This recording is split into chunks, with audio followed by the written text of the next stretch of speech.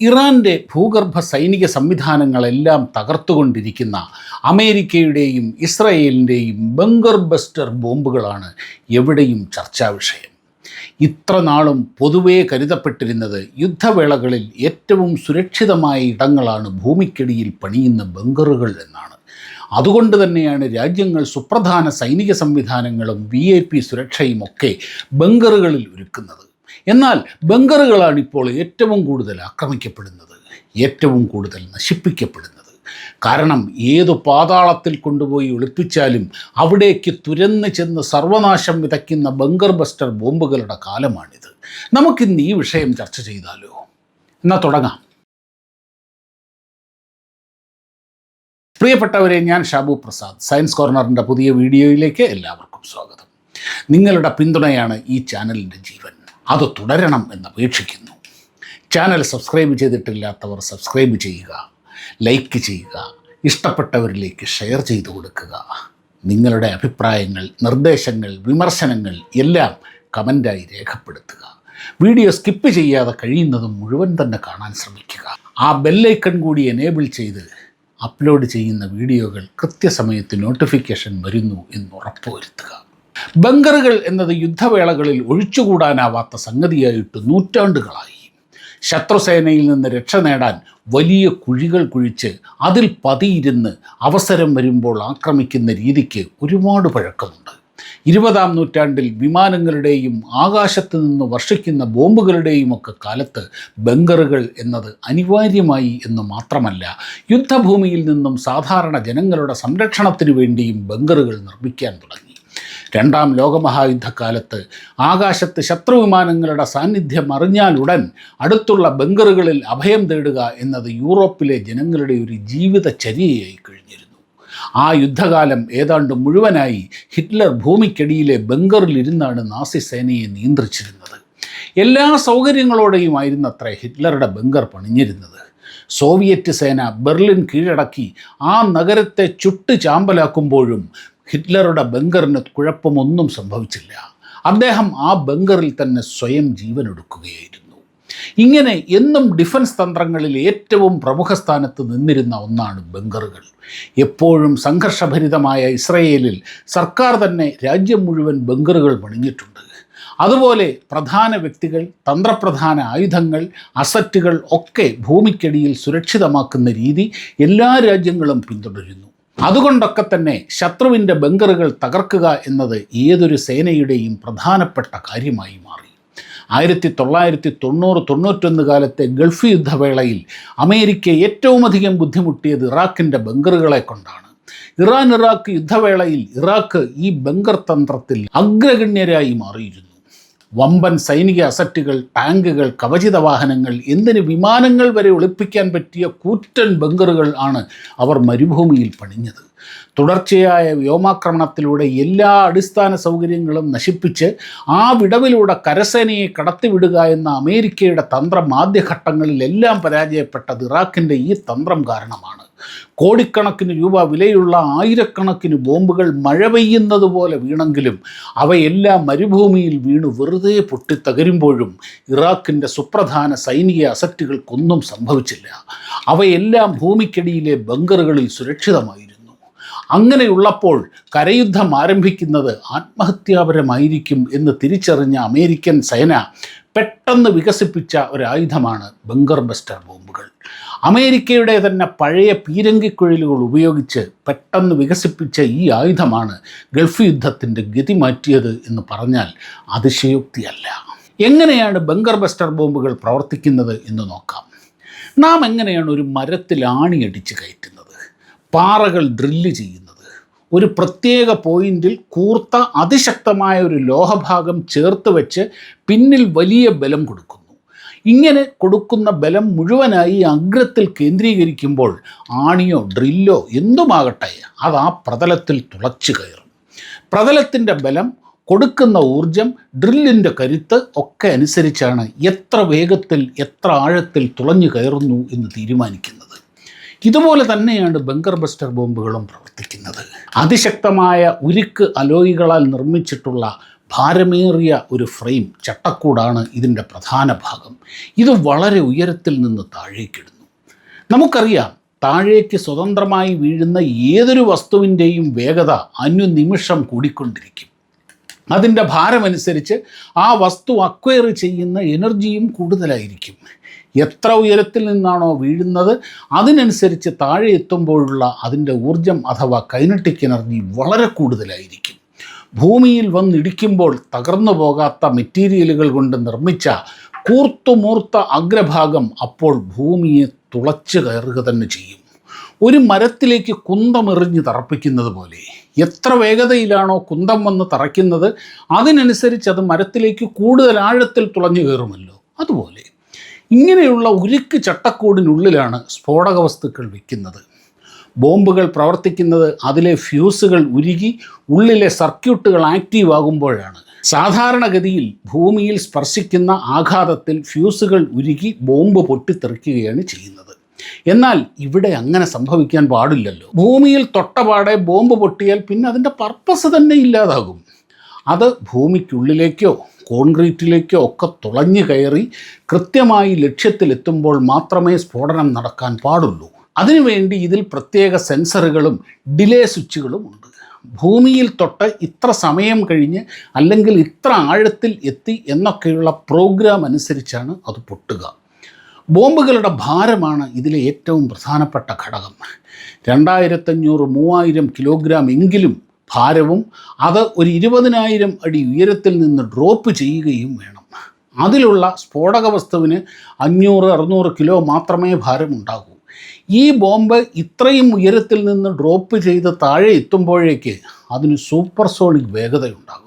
ഇത്രയും വേഗത്തിൽ അതിശക്തമായ കൂർത്ത ഒരു ലോഹവസ്തു വന്നിടിക്കുമ്പോൾ 5-6 മീറ്റർ ഘനമുള്ള കോൺക്രീറ്റൊക്കെ തകർന്നു പോകും.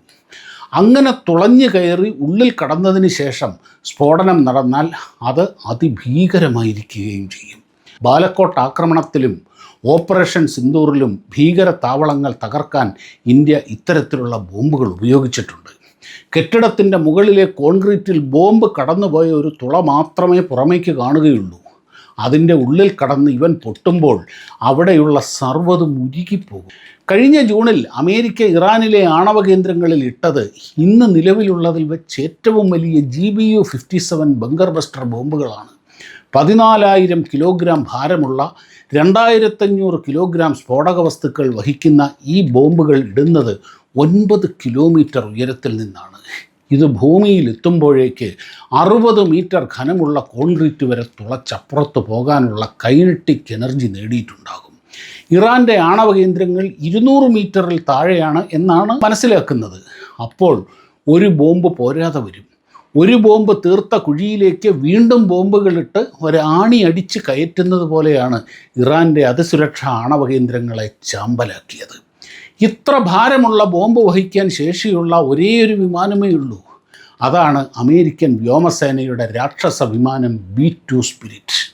ഒരു വിമാനത്തിൽ കൊണ്ടുപോകാവുന്നത് പരമാവധി 2 ബോംബുകൾ മാത്രം. B-2 ബോംബറുകളുടെ ഒരു വിമാന വ്യൂഹം തന്നെയാണ് അന്ന് ഇറാൻ്റെ ആണവ പദ്ധതികളുടെ നട്ടെല്ലൊടിച്ചത്.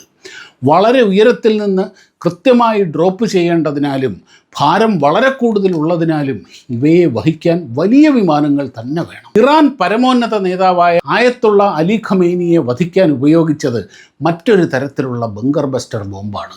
സത്യത്തിൽ അതൊരു മിസൈലായിരുന്നു. വമ്പൻ ബങ്കർ ബസ്റ്റർ ബോംബുകൾ വഹിക്കാൻ ശേഷിയുള്ള വിമാനങ്ങൾ ഇസ്രയേലിനില്ല. GBU-57 പോലുള്ള ഭാരമേറിയ ബോംബുകളും അവർക്കില്ല. ഇത് പരിഹരിക്കാനാണ് അവർ വിമാനത്തിൽ നിന്ന് തൊടുക്കാവുന്ന ബാലിസ്റ്റിക് മിസൈൽ ഉപയോഗിക്കുന്നത്.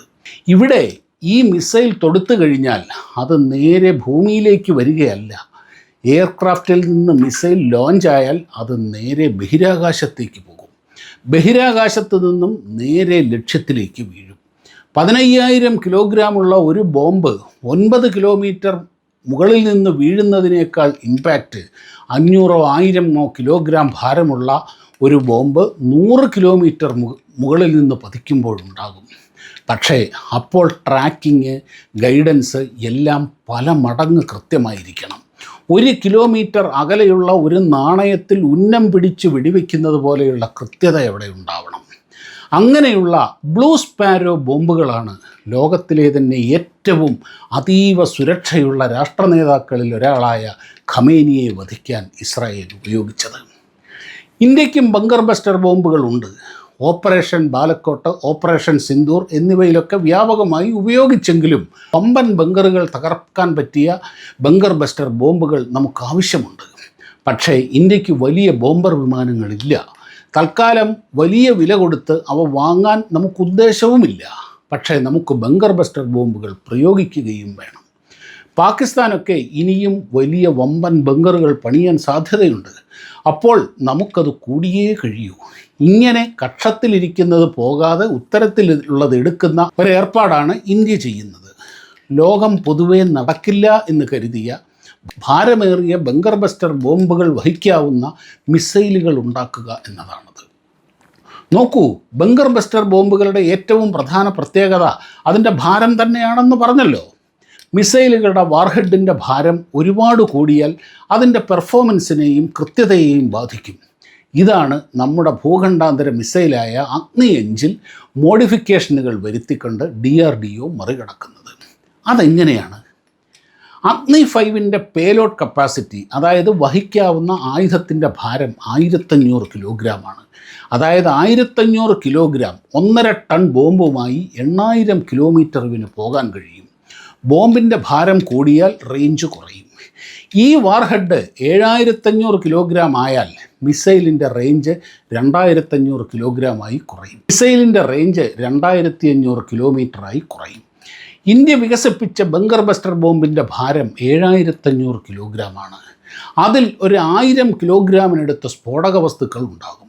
പക്ഷേ പോരല്ലോ, GBU-57 14,000 കിലോഗ്രാം ഭാരവും 2500 കിലോഗ്രാം സ്ഫോടക വസ്തുക്കളും ഉണ്ടല്ലോ.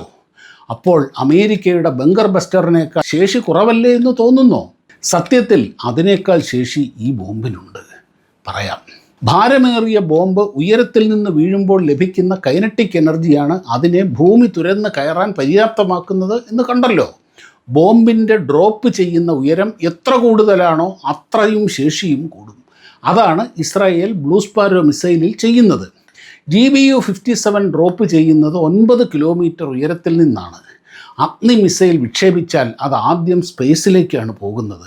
എന്നിട്ട് ഡെസിഗ്നേറ്റഡ് ടാർഗറ്റിന് മുകളിൽ വന്ന് താഴേക്ക് ഗൈഡ് ചെയ്ത് പതിക്കും. അപ്പോൾ അഗ്നി മിസൈൽ ബോംബ് ഡ്രോപ്പ് ചെയ്യുന്നത് ഏതാണ്ട് 100 കിലോമീറ്റർ ഉയരത്തിൽ നിന്നാണ്. അതും ശബ്ദത്തിനേക്കാൾ 20 ഇരട്ടി ഹൈപ്പർസോണിക് വേഗത്തിൽ. ഇത്രയും ഉയരത്തിൽ നിന്ന് 7500 കിലോഗ്രാം ഭാരമുള്ള ബോംബ് പതിച്ചാൽ അത് 9 കിലോമീറ്റർ ഉയരത്തിൽ നിന്ന് പതിക്കുന്ന 14,000 കിലോയേക്കാൾ അനേക മടങ്ങ് ശേഷിയുണ്ടാകും. അടുത്ത് നിന്നെറിയുന്ന ഭാരമുള്ള ഒരു കല്ലാണോ ഏതാനും ഗ്രാം ഭാരമുള്ള വെടിയുണ്ടയാണോ കൂടുതൽ അപകടം എന്നൊന്ന് ചിന്തിച്ചു നോക്കും. പക്ഷേ ഇതിന് കുറേയേറെ ടെക്നിക്കൽ ചാലഞ്ചുണ്ട്. ബാലിസ്റ്റിക് മിസൈലുകൾ പ്രയോഗിക്കുന്നത് നഗരങ്ങളെ ലക്ഷ്യമാക്കിയാണ്. വളരെ ദൂരെ നിന്ന് പ്രയോഗിക്കുന്നതിനാൽ ഇവയുടെ ആവറേജ് പ്രിസിഷൻ റേഞ്ച് 500-800 മീറ്ററാണ്. ഒരു വലിയ നഗരത്തെ ലക്ഷ്യമാക്കിയാകുമ്പോൾ ഇത് മതി. നഗരത്തിൽ എവിടെയെങ്കിലും വീണ് പൊട്ടിയാൽ മതിയല്ലോ. എന്നാൽ ബങ്കർ ബസ്റ്റർ ബോംബുകൾ പതിക്കേണ്ടത് കൃത്യമായ സ്പോട്ടിലാണ്. എവിടെയാണ് ബങ്കർ എന്ന് മനസ്സിലാക്കി കൃത്യമായി പരമാവധി 10-20 മീറ്റർ പ്രിസിഷനിൽ അത് പ്രയോഗിച്ചാൽ മാത്രമേ ലക്ഷ്യം ഭേദിക്കാൻ കഴിയൂ. ഒരു മലയുടെ അടിയിലാണ് ബങ്കർ എങ്കിൽ അത് അവിടെ തന്നെ വീഴണം. അല്ലാതെ 500 മീറ്ററിൽ എവിടെയെങ്കിലും വീണ് എത്ര ഭൂമി തുരന്നു പോയി പൊട്ടിയാലും ബങ്കറിനൊന്നും സംഭവിക്കില്ല. അതുകൊണ്ടാണ് ബങ്കർ ബസ്റ്റർ ബോംബുകൾ കൃത്യമായി വിമാനത്തിൽ നിന്ന് മാത്രം പ്രയോഗിച്ചിരുന്നത്. ക്രൂയിസ് മിസൈലുകൾക്ക് ഈ പ്രിസിഷനുണ്ട്. പക്ഷേ നമ്മുടെ ബ്രഹ്മോസിൻ്റെ പ്രിസിഷൻ 1 മീറ്ററാണ്. പക്ഷേ ഒരു ക്രൂയിസ് മിസൈലിന് ഇത്രയും വലിയ ഭാരം വഹിച്ച് ഇത്രയും ദൂരം പറക്കാനാവില്ല. അപ്പോൾ ഒരേ ഒരു മാർഗമേ ഉള്ളൂ, ബാലിസ്റ്റിക് മിസൈലുകൾക്ക് ഈ പ്രിസിഷൻ കൃത്യത ഉണ്ടാക്കുക എന്നത്. ആ അവിശ്വസനീയമായ എഞ്ചിനീയറിംഗ് വൈഭവമാണ് DRDOയിലെ നമ്മുടെ ശാസ്ത്രജ്ഞന്മാർ നേടിയിരിക്കുന്നത്. ബങ്കർ ബസ്റ്റർ വഹിക്കുന്ന അഗ്നിയുടെ പ്രിസിഷൻ 10 മീറ്ററിൽ താഴെയാണ്. ദൂരപരിധി 2500 കിലോമീറ്ററും. എന്ന് വെച്ചാൽ പാകിസ്ഥാൻ മുഴുവനായും ചൈനയുടെ ഭൂരിഭാഗം പ്രദേശങ്ങളും ഈ മിസൈലിൻ്റെ ദൂരപരിധിയിൽ വരും. ഈ പ്രിസിഷൻ ലഭിക്കുന്നതിന് വേണ്ടി വലിയ ഒരു നെറ്റ്വർക്ക് ആവശ്യമുണ്ട്. റഡാറുകൾ, ഉപഗ്രഹങ്ങൾ, സെൻസറുകൾ എന്നിങ്ങനെ മിസൈലിൽ തന്നെ ഉള്ളതും പുറത്തുമായ വലിയൊരു ശൃംഖലയാണ് അതീവ കൃത്യതയോടെ മിസൈലിനെ ലക്ഷ്യത്തിലേക്ക് നയിക്കുന്നത്. വരും വർഷങ്ങളിൽ 69 ഉപഗ്രഹങ്ങളാണ് ISRO സൈനിക ആവശ്യങ്ങൾക്ക് വേണ്ടി മാത്രമായി വിക്ഷേപിക്കാൻ ഒരുങ്ങുന്നത്. മിസൈൽ ഏതാണ്ട് പൂർണ്ണ സജ്ജമായിക്കൊണ്ടിരിക്കുന്നു എന്നറിയുന്നു. ഈ നെറ്റ്വർക്ക് പൂർത്തിയാകാൻ 1-2 കൊല്ലങ്ങൾ കൂടി വേണ്ടിവരും. ഈ മിസൈലിൻ്റെ നേവൽ വേർഷൻ കൂടി ഒരുങ്ങുന്നുണ്ടത്രേ. അന്തർവാഹിനികളിൽ നിന്നുകൂടി വിക്ഷേപിക്കാൻ കഴിയുമ്പോൾ കടലിൻ്റെ ഏതു കോണിൽ പതുങ്ങിക്കിടന്നും വിക്ഷേപിക്കാൻ കഴിയുന്ന അവസ്ഥ ശത്രുവിന് കൂടുതൽ മാരകമാണ്. അങ്ങനെ കടലിൽ നിന്നും കരയിൽ നിന്നും അന്തർവാഹിനികളിൽ നിന്നും തൊടുക്കാൻ പാകത്തിലുള്ള അഗ്നി തടുക്കാൻ കഴിയാത്ത ഇന്ത്യയുടെ ബ്രഹ്മാസ്ത്രമായി മാറുകയാണ്. അതായത് കൂട്ടുകാരെ, ഒരു കാലത്ത് ഏറ്റവും സുരക്ഷിതമെന്ന് കരുതപ്പെട്ടിരുന്ന ബങ്കറുകളാണ് ഇപ്പോൾ ശത്രുവിന് ഏറ്റവും സോഫ്റ്റായിട്ടുള്ള ടാർഗറ്റ്. ഒരു വലിയ ബങ്കർ തകർത്താൽ നഷ്ടപ്പെടുന്നത് കാലങ്ങളായി സംഭരിച്ച ആയുധങ്ങളും വെടിക്കോപ്പുകളും മികച്ച സൈനികരെയും ഒക്കെയാണ്. അതായത് ശത്രു ഇനി ഭൂമിക്കടിയിൽ ഏതു പാതാളത്തിൽ പോയി ഒളിച്ചാലും അവിടെ തുരന്ന് ചെന്ന് ചമ്പലാക്കും. വീഡിയോ കണ്ട എല്ലാ പ്രിയപ്പെട്ടവർക്കും ഒരുപാട് നന്ദി. വീഡിയോ ഇഷ്ടമായാൽ ലൈക്കും കമൻറ്റും ഷെയറും ഒക്കെ ചെയ്യുക. മറ്റൊരു സയൻസ് വീഡിയോയുമായി ഉടനെ കാണാം. നന്ദി, നമസ്കാരം.